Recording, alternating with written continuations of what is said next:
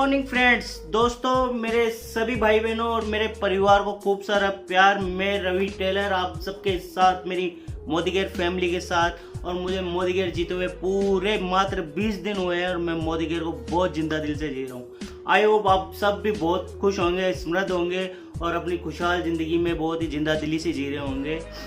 मैं आशा करता हूँ आप सब बहुत अपने फैमिली में, अपने परिवार में काफ़ी हद से, काफ़ी खुशी से मोदीगेर को जी रहे हैं। तो क्या होता है कि इंसान होता है, उसको कुछ बड़ा करना है, इंसान को कुछ बड़ा करना है ना, तो उसको अपनी सोच को बड़ा करना होगा। क्योंकि इंसान पैसों से, रुपयों से, बड़े बड़े घर, बड़े बड़े बंगले, बड़ी बड़ी गाड़ियों, इनसे बड़ा नहीं होता। इंसान अपने कर्मों से बड़ा होता है, उसकी करनी ही सबसे बड़ी होती है। आज हम देखते हैं, कोई कहता है मैंने ये गाड़ी ली है, कोई कहता है वो गाड़ी ली है, मैंने इतना पैसा इकट्ठा कर लिया है, मैंने वो कर लिया। अरे उसकी यदि कर्म कुछ नहीं है ना, तो वो कुछ भी नहीं है, मात्र उसके लिए जीरो है, एकदम जीरो। तो इंसान को वही मिलता है, इंसान को वही मिलता है जो वो देता है। इज्जत देगा, इज्जत मिलती है। आदर करता है किसी का तो आदर मिलता है। यदि वो रुपया पैसा डोनेट करता है तो उसको रुपया पैसा मिलता है। तो इंसान अपने ही करने ही जाता है। ये जो कोरोना टाइम चल रहा है, कोरोना चल रहा है, मैं नहीं मानता ये कोरोना है। क्योंकि लोगों ने इस कोरोना का अर्थ अपनी जिंदगी में अलग अलग हिस्सों में बांट रखा है। कोई इसको किस हिसाब से समझता है, कोई ये समझता है ये एक बेरोजगारी का दौर चल रहा है। मैं इसको नहीं मानता ये एक बेरोजगारी का दौर चल रहा है। हाँ, मिडिल क्लास फैमिली है, काफ़ी एफर्ट कर रही है इस चीज़ के लिए, क्योंकि उनको 2 वक्त की रोटी कमाना बहुत मुश्किल हो रहा है। कोरोना, पिछले साल एक लड़की ने हमारे प्राइम मिनिस्टर माननीय आदरणीय नरेंद्र मोदी जी को एक फोटो प्रस्तुत की थी जिसमें कोरोना लिखा हुआ था, जिसमें था कोई रोड पे ना निकले। वो उसकी थॉट थी जिसको माननीय नरेंद्र मोदी जी ने प्रदर्शित किया हम सबके बीच में। कोरोना, मेरा मानना है कोरोना का मतलब है क्यों रोना। क्यों रोना? क्योंकि मोदीगेर फैमिली, मोदीगेर से जुड़ने के बाद इस कोरोना का मात्र एक ही अर्थ रह जाता है, क्यों रोना। आज हम बोलते हैं कोरोना फैल रहा है, अरे भाई कुछ भी नहीं हो रहा है। बड़े बड़े उद्योग, बड़ी बड़ी फैक्ट्रियां सब बंद पड़ी है। वो आज सिर्फ मोदीगेर, जिसने मोदीगेर ज्वाइन किया हुआ है, वो मजे से जी रहा है, मजे की लाइफ जी रहा है। वो इस कोरोना को मान रहा नहीं है, बिल्कुल भी नहीं मान रहा है इस कोरोना को। क्यों? क्योंकि उनकी जो डायरी में लिखा जाता है, उनके जो फ्रंट लाइन पे लिखा जाता है, वो होता है कोरोना इज इक्वल बराबर क्यों रोना। क्योंकि उनके मंथली इनकम आ रही है, उनके पैसा आ रहा है, उनकी लॉयल्टी आ रही है, उनकी सिर्फ मात्र एक मोदीगेर से जुड़ने के साथ, एक मोदीगेर में प्यार बांटने के साथ, एक मोदीगेर से हाथ मिलाने के साथ, एक छोटे छोटे दोस्तों को अपने साथ लेने के साथ, बरोबर चलने के साथ उनके पास पैसा आ रहा है। तो सोचिए कितना बड़ा नेटवर्क है ये। आप भी कर सकते हैं, हम भी कर सकते हैं, और हम जैसे कितनों ने किया है और कहाँ से कहाँ पहुँचे हैं ये सभी जानते हैं आप। क्योंकि इसमें इंसान जितना खुद पर भरोसा करता है, believe in the best, believe in the best, क्योंकि भरोसा ही इंसान को सबसे आगे ले जाता है। क्योंकि इंसान को खुद पे भरोसा करना चाहिए। इंसान सब ऊपर उठना चाहते हैं, लेकिन कोई ना कोई एक शख्सियत ऐसी होती है जो उनको नीचे खींचना चाहता है। हम ऊपर चढ़ रहे हैं, कामयाब हो रहे हैं, ऐसा हो सकता है ऐसे बहुत से लोग हैं जो हमसे जलते हैं, हमारी कामयाबी से जलते हैं, जो हमको रोकेंगे कि नहीं वैसा मत करे, नहीं वैसा मत करे, फलाना काम किया तो वो होगा, फलाना काम किया तो वो होगा, तेरी इज्जत नहीं होगी, वो नहीं होगी। वो हमको ऐसी ऐसी नेगेटिविटी में लेके जाते हैं जिससे हमारा भी माइंड अपसेट हो जाता है। हम सोचते हैं कहीं वो सही तो नहीं कर रहा है, नहीं, क्योंकि वो हमको खींचने का काम करते हैं। लेकिन आपको दृढ़ संकल्प के साथ, अपने जो आप माइंड सेट करके रखे हैं, पूरे डेडिकेशन के साथ आपको आगे बढ़ना है। क्योंकि अपन रबड़ को जितना खींचते हैं ना, रबड़ उतना ही आगे जाता है। आप कभी भी देख लेना, बच्चे छोटे छोटे होते हैं, ऐसे हाथ में मारते रबड़ खींच खींच के, क्योंकि जितना तेज वो पीछे से खींचते हैं ना, वो रबड़ उतना ही तेज लगता है। और रबड़ से मतलब ऐसे रॉकेट बना के छोड़ते हैं अपना, तो उस रॉकेट को ऐसे रबड़ में डाल के ऐसे जोर से खींचेंगे ना, तो वो उतनी आगे जाती है। समझे मेरी बात को? एक धनुष में एक तीर लगा के अपन उस धनुष को जोर से खींचते हैं ना, तो वो उतनी जल्दी अपना लक्ष्य ले सकते हैं। तो क्या वो धनुष पीछे खींचने से रुक जाएगी? बल्कि वो और भी खींचेगी। बल्कि वो और भी तेज है। तो मेरा मानना ये है कि कोई भी कुछ भी बोले, यदि आपने ये ठान लिया, यदि आपने ये मान लिया है कि मुझे कुछ करके दिखाना है, मुझे मेरे उन सपनों को पूरा करना है जो मैं आज बचपन से देखता आ रहा हूँ, तो वो बिल्कुल बिल्कुल नहीं रुकेगा। वो उन सपनों को हासिल करेगा, जो उसने बचपन से देखे, जिनके पीछे वो आज इतना बड़ा हुआ है, जिनके पीछे उन्होंने पूरी मेहनत की है, जिनके पीछे उन्होंने इतनी बड़ी बड़ी ख्वाहिशों को दफनाया है, वो उन सपनों को पूरा करने के लिए जाएगा, ना कि उनको। लोग जाते हैं, बड़े बड़े सेमिनार लेते हैं, खूब सारा ज्ञान बटोरते हैं, ज्ञान की गंगा हमारे माइंड में समर्पित हो जाती है, समापित हो जाती है, अपने अंदर प्रवेश कर जाती है। ज्ञान की गंगा हमारे अंदर प्रवेश कर जाती है। कुछ लोगों को वो ज्ञान पसंद नहीं आता, वो ज्ञान अर्जित नहीं करना चाहते, और अर्जित कर लेते हैं तो कुछ लोग ऐसे होते हैं जो उनको डिप्रेशन में डाल देते हैं, उनकी नेगेटिविटी ला देते हैं उनके दिमाग में कि जो तू ये जो सीख के आया है वो गलत है। वो तुझको एक गलत राह पे लेके जाएगा, एक गलत रास्ते पे लेके जाएगा।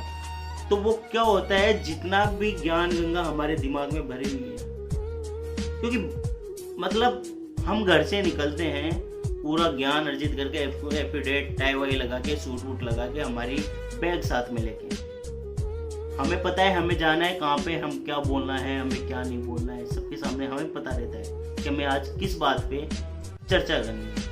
ठीक है, पूरा गुब्बारा भर लिया है हमने हमारे दिमाग के अंदर। कुछ लोग नेगेटिविटी लोग वो घर के बाहर बैठे रहते हैं सुई।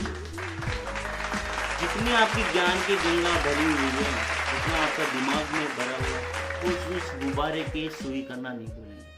जब तक आप अपने लक्ष्य पे पहुंचते हैं तो आपकी वो ज्ञान की गंगा उस सुई लगने से सारी बह जाती है। समझे मेरी बात को आप? जितना आपने ज्ञान अर्जित किया, कुछ नेगेटिविटी लोग ऐसे होते हैं जो नकारात्मक सोचते हैं, वो नकारात्मक ही करना चाहते किसी के साथ। वो उस गुब्बारे को फैलना ही नहीं चाहते, फुलाना ही नहीं चाहते, उस गुब्बारे में सुई कर देना चाहते हैं ताकि वो खुद भी आगे नहीं बढ़ते और दूसरों को भी आगे नहीं बढ़ते। तो इंसान का खुद पे भरोसा होना सबसे बड़ी बात है। यदि वो भरोसा नहीं करेंगे तो फिर वो अपनी जिंदगी में आगे नहीं बढ़ पाएंगे। खुद पे भरोसा होना बहुत जरूरी है, बहुत जरूरी बात है। कुछ पाना है तो कुछ गुरु खोना ही पड़ेगा। यदि आपको कुछ पाना है तो कुछ आपको खोना ही पड़ेगा, और कुछ खोना है तो उस खोने के लिए कुछ आपको होना पड़ेगा। सबसे बड़ी बात, कुछ पाना है तो कुछ खोना पड़ेगा, और कुछ खोना है तो खोने के लिए कुछ होना पड़ेगा। फॉर एग्जाम्पल मैं देता हूँ, आपकी एक चीज कोई भी हो कि बेशुमार कीमती वो आपकी घूमती है, वो खो जाती है, उसकी आपको चिंता होती है, क्योंकि वो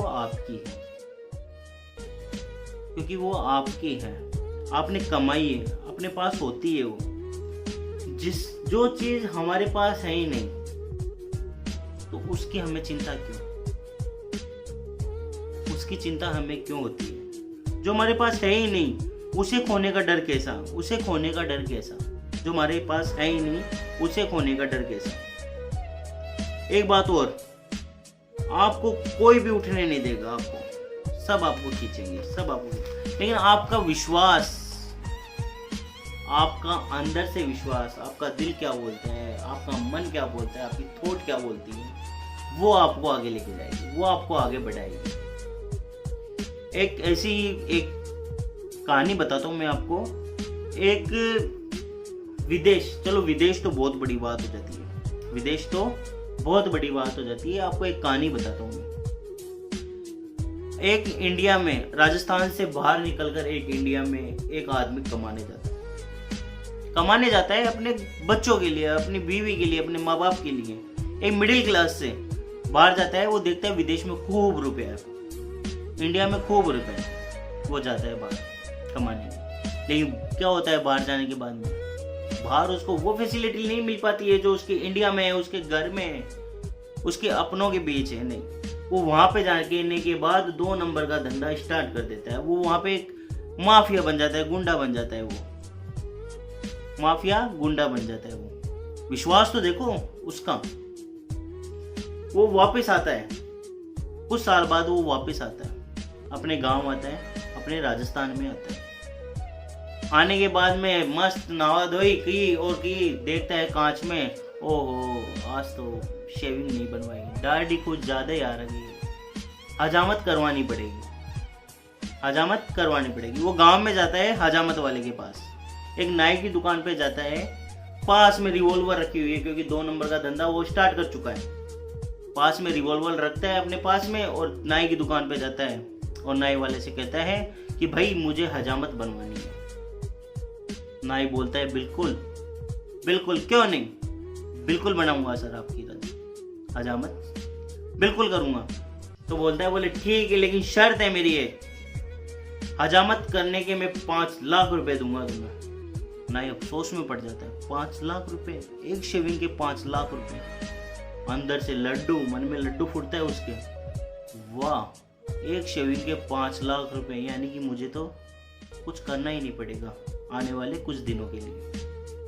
ठीक है, वो बोलता है बिल्कुल कोई बात नहीं है। बोले लेकिन शर्त मेरी एक है। माफिया वाला बोलता है कि शर्त मेरी एक है कि उस तरह मेरे नहीं अड़ना चाहिए, यदि मेरे जरा सा भी उस तरह अड़ा तो मैं तुझे गोली मार दूंगा। नाई वाला शॉक, बिल्कुल शॉक, कंप्लीटली शॉक। वो बोलता है यार उस तरह अड़ता तो नहीं, यदि अड़ जाए तो जान से ज्यादा कीमती थोड़ी ना 5 लाख रुपए। 5 लाख रुपए तो दुकान में रहकर 5 साल में कमा लूंगा मैं, लेकिन यदि जान ही नहीं रहेगी तो क्या होगा। वो साफ मना कर देता है, बोले देखिए सर मुझसे ये काम नहीं होगा, मैं आपकी शेविंग नहीं बनाऊंगा। बोले ठीक है कोई बात नहीं। वो नेक्स्ट दुकान पे जाता है, अगली दुकान पे जाता है, बोले मुझे हजामत बनानी है और हजामत बनाने के लिए मैं 5 लाख रुपए दूंगा आपको, लेकिन बाकायदा मेरी एक शर्त है। शर्त मेरी ये है कि मुझे शेविंग कराते वक्त उस तरह नहीं लगना चाहिए, यदि उस तरह लगता है तो मैं तुम्हें गोली मार दूंगा। तो वो सामने वाली दुकान वाला भी उसे मना कर देता है, बोले नहीं भैया जान से कीमती कुछ नहीं है, मैं हजामत नहीं बनाऊंगा। फिर एक ऐसे करते करते वो सारी दुकानों पे घूम लेते हैं, तो उसके हजामत बनाने के लिए कोई भी तैयार नहीं होता है। सब मुझसे मना कर देते हैं कि नहीं हम आपकी हजामत नहीं बना सकते, हमें हमारी जान प्यारी है। सभी को अपनी जान प्यारी होती है। फिर ऐसे ही एक हमारे मोदी गेर से कोई आदमी जो मोदी गेर ज्वाइन कर रखा है, दिमाग तो होता ही है सब में और मोदी गेर वालों में ज्यादा होता है आई थिंक। तो मोदी गेर वाला एक मिलता है, तो वो कहीं से ये बात सुनता है कि एक माफिया वाला आया हुआ है विदेश से जो हजामत बनाने के 5 लाख रुपए दे रहा है। अब मोदी केयर वालों के पास तो प्रोडक्ट तो रहते ही हैं ऐसे ऐसे। वो बोलता है क्यों नहीं मैं हजामत बनाऊं उसकी, दिमाग था ही उसमें। तो बोलता है ठीक है मैं बनाऊंगा उनकी हजामत। तो वो जाता है उसके पास, वो खुद जाता है उसके पास और वो बोलता है बोले भाई साहब आपकी हजामत मैं बनाने आया हूँ। बोले नहीं तू क्या बनाएगा, पूरे गाँव वालों ने मना कर दिया, सब मना कर रहे हैं, बोले मुझे मेरी जान प्यारी हो। बोले नहीं मैं बनाऊंगा, मुझे किसी से डर नहीं। बोले तू नहीं बनाएगा, तुझे अभी शर्त का नहीं पता, मैंने क्या शर्त रखी है हजामत बनाने के लिए। बोले मुझे मंजूर है। बोले मंजूर है, बोले ठीक है, बोले चलो बैठो आप। वो हजामत बनाने लग जाता है। 5 मिनट के बाद वो उनको साफ करके बोलता है बोले लाइए 5 लाख रुपए, लाइए 5 लाख रुपए, आपकी हजामत तैयार है, आपकी शेविंग हो चुकी है। वो उड़ता है माफिया वाला। अब काम 2 नंबर के करता है लेकिन ईमानदारी पूरी, ईमानदारी पूरी। कभी भी देख लेना 2 नंबर गलत काम करने वालों में ईमानदारी पूरी मिलेगी आपको। उसने 5 लाख रुपए दिए उसको और बोले यार एक बात बता, तुझे क्या डर नहीं लगा मेरी हजामत बनाने? मैंने शर्त मेरी ये थी कि मेरे उस तरह लग जाए तो मैं गोली मार दूंगा। हजामत वाला बड़ा ही हंसा और बोले डर किस बात का, उस तरह तो मेरे ही हाथ में था, उस तरह तो मेरे ही हाथ में था। यदि जरा सा आपकी कट लगता तो मैं आपकी गर्दन उड़ा देता, आपकी बंदूक निकलने से पहले मैं आपकी गर्दन उड़ा देता, मुझे किस बात का डर? उस तरह तो मेरे हाथ में था। तो उस आदमी को अपने ऊपर विश्वास था, बाकी गांव वालों को अपने ऊपर विश्वास नहीं था, इसलिए उन्होंने वो चीज खो दी नहीं। जैसे आज ये बेस्ट अपॉर्चुनिटी, एक बेस्ट प्लेटफॉर्म मोदी के अपन को मिल रहा है, तो एक अपने फ्यूचर के साथ, अपने भविष्य के साथ, अपने आने वाली पीढ़ियों के साथ ये बहुत अच्छा साबित होने वाला है। आज हम इस अपॉर्चुनिटी को खो देते हैं तो हमने अपने भविष्य की उन तमाम चीज़ों को खो देते हैं जो हमने खो दी है और हमारे आने वाली पीढ़ियाँ खो देंगी। आज हमारे वीरू मामा जी हैं जो आज नेटवर्क मार्केटिंग में इतना कुछ करके गए हैं, इतने लोगों को उन्होंने परिवार के साथ जोड़ा है, अपने साथ जोड़ा है, अपनी भावनाओं के साथ जोड़ा है। बहुत ही दुखद बात है ये कि आज से 4-5 दिन पहले उनकी डेथ हो गई, वो ये दुनिया छोड़ के चले गए। भगवान उनकी दिवंगत आत्मा को अपने चरणों में जगह दे, मेरी उनसे भगवान से यही प्रार्थना है। वीरू जी एक बहुत ही बड़ी शख्सियत, GBDD ground black diamond director GBDD। आज से 5 साल पहले उन्होंने ये अपना सफर शुरू किया था अपने राजस्थान के अंदर। मुझे भी वो लेके आए थे, लेकिन उस टाइम 5 से 5 साल पहले वो उन्होंने मुझे ज्वाइन करवाया था, लेकिन किसी कारण से, किसी एक फैमिली प्रॉब्लम की वजह से मैंने वो ज्वाइन नहीं किया। आज मुझे खुद पर अफसोस होता है, खुद पे ये गिल्टी फील होता है कि मैंने उस टाइम पे वीरू मामा जी के साथ क्यों ज्वाइन नहीं किया वो। आज क्या पता मैं उस जगह होता, उनके साथ होता, तो क्या पता मेरी पोजीशन क्या होती, मेरी स्थिति क्या होती, मेरी फैमिली कहाँ से कहाँ होती। उस टाइम पे मेरे पास वो चीज़ें खरीदने के लिए पैसे नहीं थे, बिल्कुल मेरे पास वो चीज़ें खरीदने के लिए पैसे नहीं थे। आज वीरू मामा जी जो 10 से 11 लाख रुपए पर मंथ कमा रहे हैं, 5 साल हो गए अंदर, 5 साल हो गए अंदर। रिसेंटली उन्होंने अभी महीने भर पहले 1.5 करोड़ रुपए का बंगला लिया जयपुर में। ये तो भगवान को मंजूर था कि उनकी डेथ हो गई, और ये बहुत ही दुखद बात है। कभी सपने में भी नहीं सोचा था वीरू मामा जी हमारे बीच नहीं रहेंगे। एक नेटवर्क किंग, एक नेटवर्क प्लेटफॉर्म का सबसे बड़ा किंग हमारे बीच में नहीं रहेगा, बहुत अफसोस होता है। लेकिन क्या उन्होंने अपने परिवार का भविष्य, अपने परिवार का भविष्य आज उन्होंने सिक्योर कर दिया है। आज मेरी मामी जी हैं, मेरे मामी जी के बच्चे हैं, ताउम्र ये दुख तो उनको पूरी उम्र रहेगा कि वीरू मामा जी आज हमारे बीच नहीं है, लेकिन उनकी जिंदगी उन्होंने बना दी है, उनकी जिंदगी उन्होंने बना दी है। उनके बच्चे किसी के पास हाथ फैलाने लायक नहीं, ना उनको किसी के पास हाथ फैलाने की जरूरत, बल्कि वो 2 आदमियों का, बल्कि वो खुद 2 लोगों की मदद करने के लायक हैं। आज वीरू मामा जी ने बहुत ही मेहनत की है इस प्लेटफॉर्म के अंदर, बहुत से लोगों को जोड़ा है, बहुत से लोगों को बनाया है। वो खुद एक GBDD थे, उन्होंने CDD बनाया है, सबको PD बनाया है, DD बनाया है, ACD बनाया है, सबको कुछ ना कुछ बनाया है। अपना प्यार, अपने प्रेम के साथ, अपनी लगन और मेहनत के साथ उन्होंने बनाया। काश आज मुझे बहुत दुख होता है कि मैंने उस टाइम पे, आज से 5 साल पहले उनके साथ 2 रुपए लगा कर मैंने व्यापार शुरू नहीं किया, उनके साथ बिजनेस शुरू नहीं किया, उनके साथ प्यार नहीं बांट पाया मैं। आज बहुत काफ़ी दुख होता है मुझे इस चीज़ का। तो यही बात होती है, इंसान को कुछ ना कुछ करते ही रहना चाहिए, कुछ ना कुछ करते रहना चाहिए। तो मैं तो यही चाहता हूँ कि आप अपने इस मोदीगेर परिवार से जुड़े, मोदीगेर फैमिली से जुड़े, अपना नहीं अपने बच्चों का भविष्य बनाए, अपना नहीं अपने बच्चों का भविष्य बनाएं, अपनी उन ज़रूरतों को पूरा करें जो हमने पीछे छोड़ दी।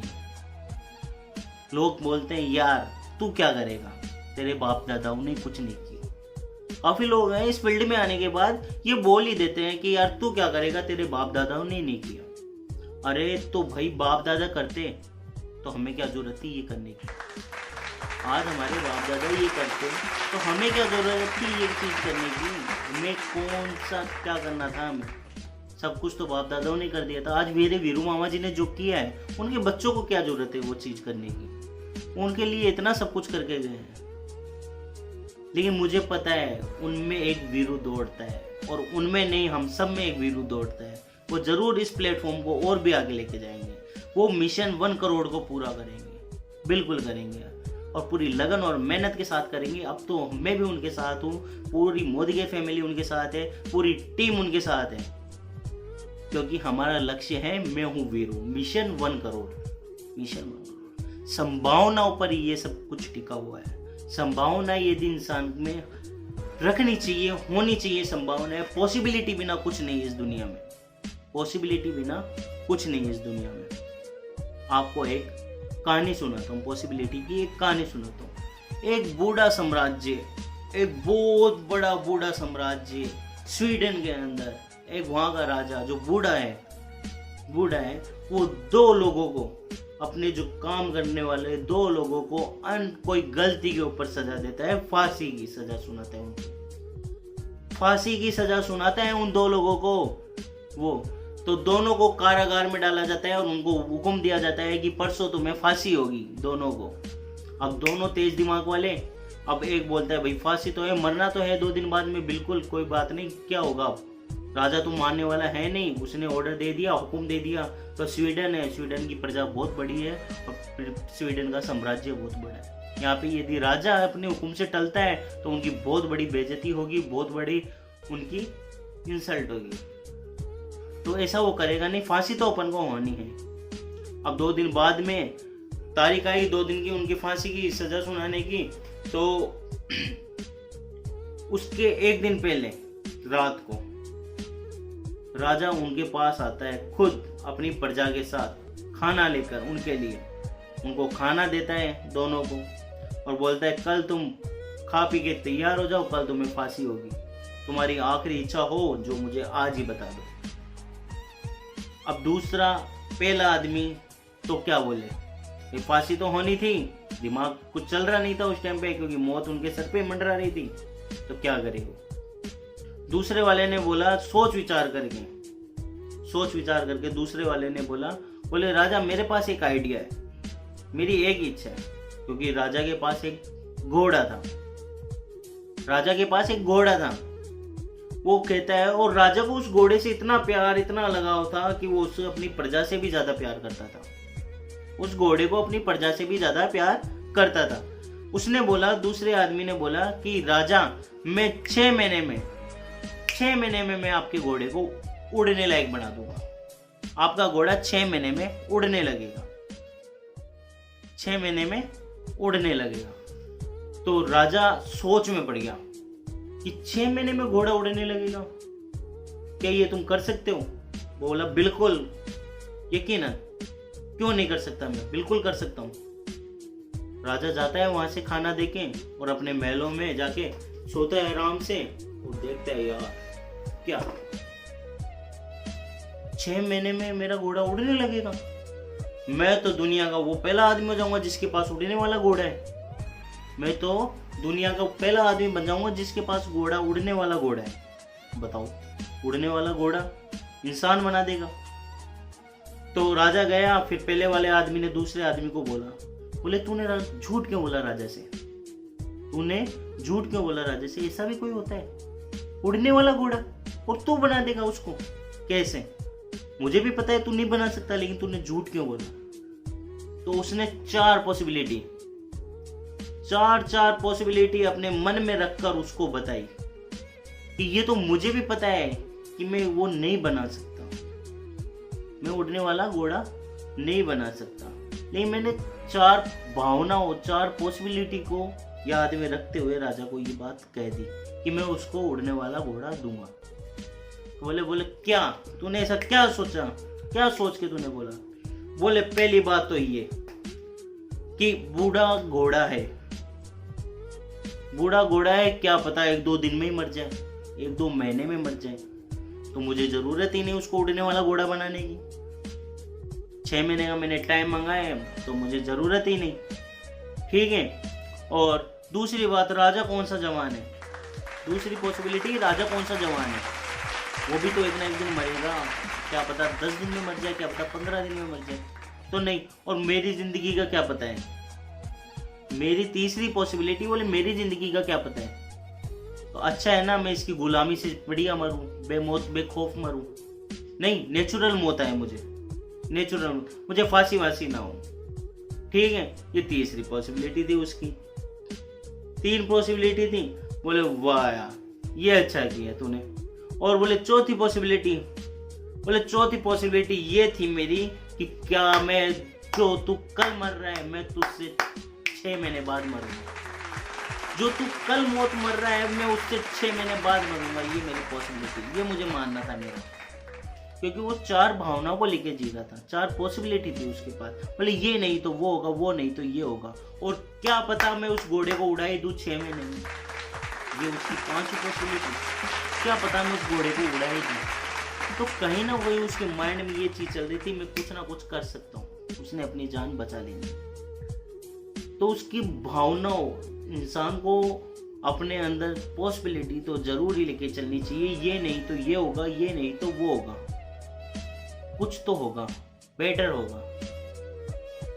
तो मैं चाहता हूँ इंसान कुछ ना कुछ लेकर चले। इंसान को अपनी जिंदगी में परिवर्तन करना बहुत जरूरी है।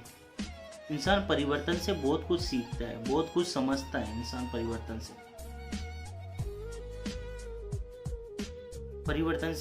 बहुत कुछ समझता है इंसान।